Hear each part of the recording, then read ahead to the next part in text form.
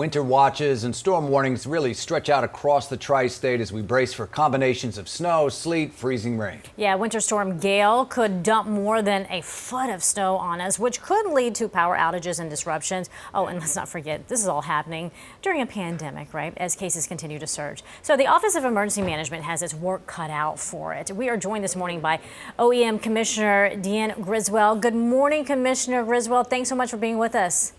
Good morning. Thank you for having me. Okay, it's a big day, a lot going on. I understand you're going to have the command center manned starting this afternoon for 24 hours and continuing just as long as necessary.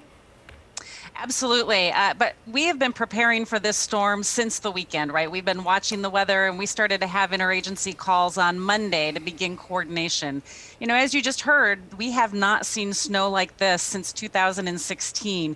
And so we are leaning very forward so we can have a very rigorous and aggressive response to the things that are happening. So yes, our EOC will stand up this afternoon, but we've been in communication for the last several days.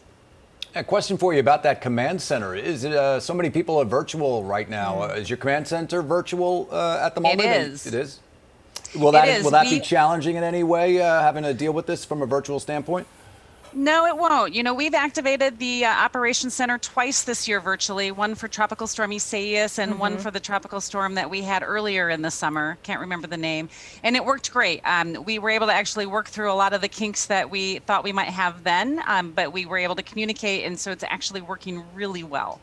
Well, I wanted to ask you about Isaias because a lot of folks learned lessons during that storm that hit the area. You said you worked out some of the kinks. What were the kinks? What have you been able to fix? And talk to us about those unique challenges prepping for this storm.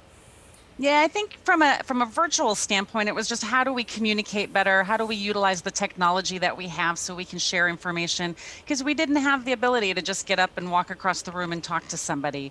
And so we've learned how to use our Microsoft Teams product better and create different rooms so we can keep that communication going. And it's been really effective.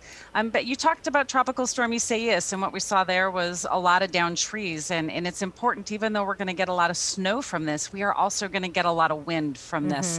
And so there is still a great chance for power outages through the evening tonight. So I want to help have New Yorkers prepare for that, right? Charge your equipment now. Make sure that you have the things you need in place. So when you wake up in the morning on Thursday, if you don't have power, you can sustain yourself until we can get that turned back on. Deanne, we saw a video of plows as you were talking. Any challenges out there? There probably is a little less traffic on the roads these days, but you have those restaurants with their little portable outside eating areas. How are these plows going to get around?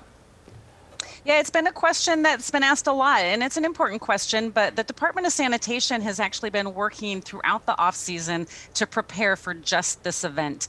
They have mapped out where all of this outdoor sidewalk dining specifically is at, and they have, you know, brought in different equipment, additional equipment, and rerouted their snow routes so they can address those. So they have been training throughout the summer. They are prepared to address those more technical areas that they're going to see this time. Yeah, because some of these restaurants are not going to be able to get their outdoor, you know, encampments, if you will, up and out of the way in time for this storm. So thank you so much for your information. Of course, we'll be checking in, I'm sure, within the next 24 hours. Get some rest while you can.